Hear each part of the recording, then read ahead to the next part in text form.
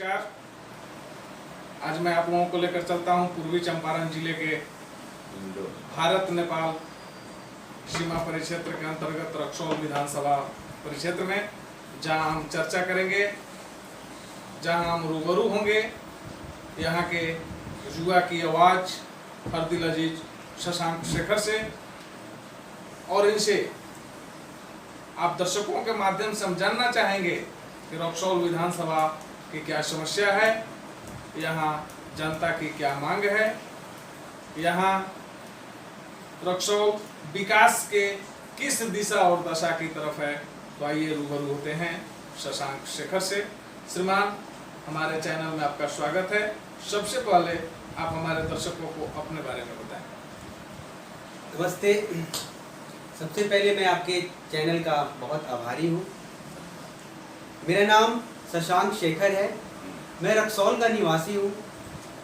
मैं एक इंजीनियर हूँ पेशे से। साथ ही साथ एक निजी हादसे ने मुझे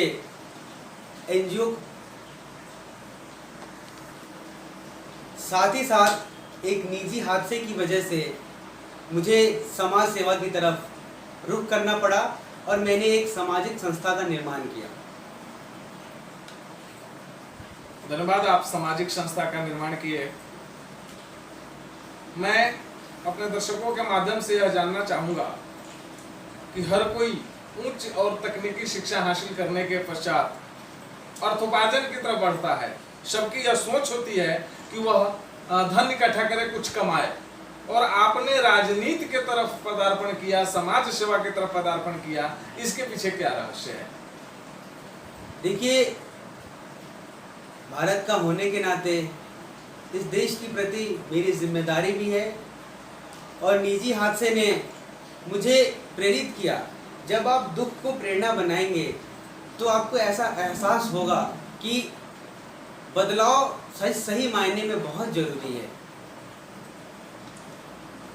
आज का युवा वर्ग, चाहे वह चंपारण के हों या अन्य प्रांतों के, लगभग हमारे देश के सभी युवा वर्ग राजनीति से विमुख हो रहे हैं। राजनीति के लिए उनकी कुछ एक अलग नजरिया है, इसलिए वे राजनीति से बच रहे हैं। और आप राजनीति में पदार्पण किए हैं, इस पर क्या रहस्य है? इस पर दो शब्द बताएं। कौन ठीक करेगा इस गंदगी को? क्या हमारी जिम्मेदारी नहीं है? एक युवा के कंधों पे देश की जिम्मेदारी है, इस देश का दायित्व है। हम सब युवाओं को आना होगा सक्रिय रूप से राजनीति में, और इस गंदगी को साफ करना होगा। जैसे एक टिकट लेने से शुरू करके ये सफ़र जब शुरू होता है राजनीति का, बहुत सारे व्यवधान हैं। इन सारे व्यवधानों को इसके अंदर आके ही साफ करना होगा। आप राजनीति में कब आए और किस दल से आपकी दावेदारी होगी, मैं अपने दर्शकों के माध्यम से आपसे जानना चाहूँगा। आप स्पष्ट करें।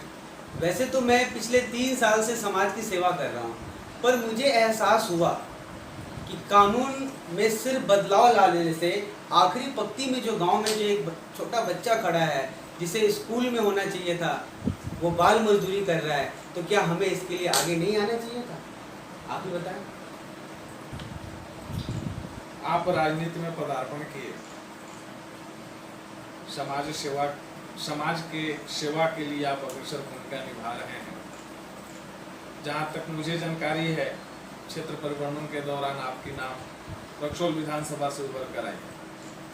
मैं अपने दर्शकों के माध्यम से जानना चाहूँगा कि रक्सौल विधानसभा की क्या समस्या है, यहाँ की जनता की क्या आवाज़ है, यहाँ की जनता की क्या मांग है, इसे जरा दो शब्द बताएं। देखिए, पिछले 20 सालों से रक्सौल अंधियारे में जी रहा है। न यहाँ सड़कें हैं, न यहाँ बेहतर शिक्षा है, न यहाँ बेहतर चिकित्सा है, न ही रोजगार की व्यवस्था है। रक्सौल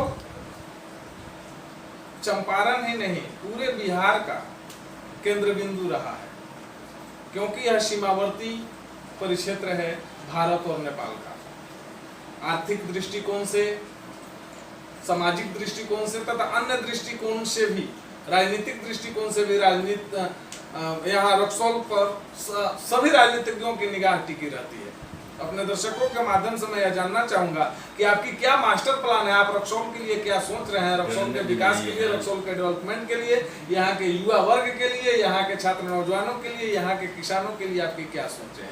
दो सब। सबसे पहले रक्सौल के एक जिला होना चाहिए था। यहाँ जल निकासी की व्यवस्था नहीं है। यहाँ बहुत सारे ऐसे अपॉर्चुनिटी है जिससे रक्सौल को हम लोग एजुकेशन का हब बना सकते हैं, एम्प्लॉयमेंट का हब बना सकते हैं, इंडस्ट्री बना सकते हैं, हेल्थ केयर का हब बना सकते हैं।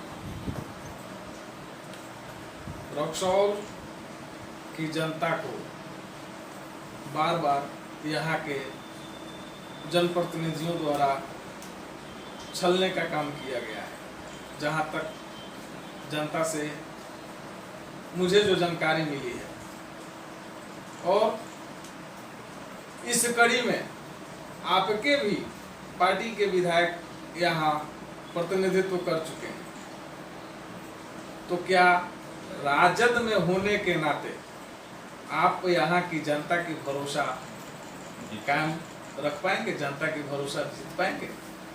भला एक बेटा अपने अभिभावक के भरोसे को कैसे तोड़ सकता है?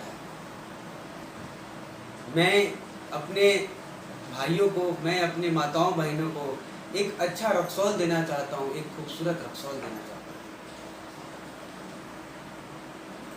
देखिए, सवालात तो बहुत सारे हैं, इसमें कुछ खट्टे भी हो सकते हैं, कुछ मीठे भी हो सकते हैं, लेकिन अपने यहाँ के दर्शकों के माध्यम से मैं आपसे यह जानना चाहूँगा कि आज बिहार में बहुत सारी पार्टियां हैं, बहुत सारे नई पार्टियां भी यहाँ अपनी भाग्य आजमा रही, लेकिन आप राजद से ही अपनी दावेदारी की घोषणा कर रहे हैं। इसके पीछे क्या रहस्य है? देखिए, सही मायने में अगर देखा जाए तो एक शोषित वर्ग, एक दबा कुचला समाज के आखिरी पंक्ति में जो खड़ा है, उसके लिए जो सामाजिक न्याय की लड़ाई हमारे मसीहा श्री लालू जी ने शुरुआत की थी, आज आपको क्या लगता है किसी पार्टी में उन लोगों की बात करी जाती है? पूंजीवाद को खत्म होना होगा, समानता का अधिकार लाना होगा, समाजवाद फिर से समाज में स्थापना करना होगा। क्या समाजवाद केवल शोषित और दलित की ही राजनीति पर समाजवाद का नींव टिका हुआ है, या और कुछ भी हो सकता है? बेशक, लेकिन आज उन लोगों के लिए जिनके पास 2 वक्त का राशन नहीं है घर पे, क्या उनके लिए हमें लड़ना नहीं होगा? उनकी आवाज कौन बनेगा? एक प्रिविलेज वर्ग की आवाज तो सब है, लेकिन जो अनप्रिविलेज क्लास है हमारी सोसाइटी में, उसके लिए कौन बोलेगा? हम रक्सौल विधानसभा की जनता अगर आपको मौका देती है, पार्टी अगर आपको टिकट दिया और सड़क से उठाकर सदन तक भेजने का काम अगर यहाँ की जनता आपको करती है, तो रक्सौल विधानसभा की जनता को आपकी पहली प्राथमिकता क्या होगी? आप यहाँ की जनता को पहला तोहफा क्या देंगे? सबसे पहले जो निर्माणाधीन कार्य है, सड़क, अंडरब्रिज, ओवरब्रिज, इन सब पे हम काम करेंगे।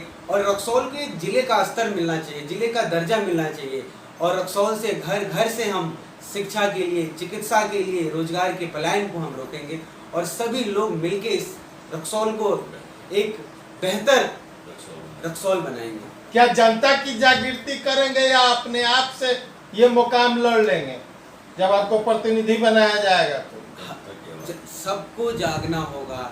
आज इस रक्सौल के लिए 3 लाख लोगों की भागीदारी होनी पड़ेगी। अकेले मेरे सोचने से रक्सौल नहीं बदलेगा, हम सब मिलकर आएंगे, साथ आएंगे और बदलाव लाएंगे।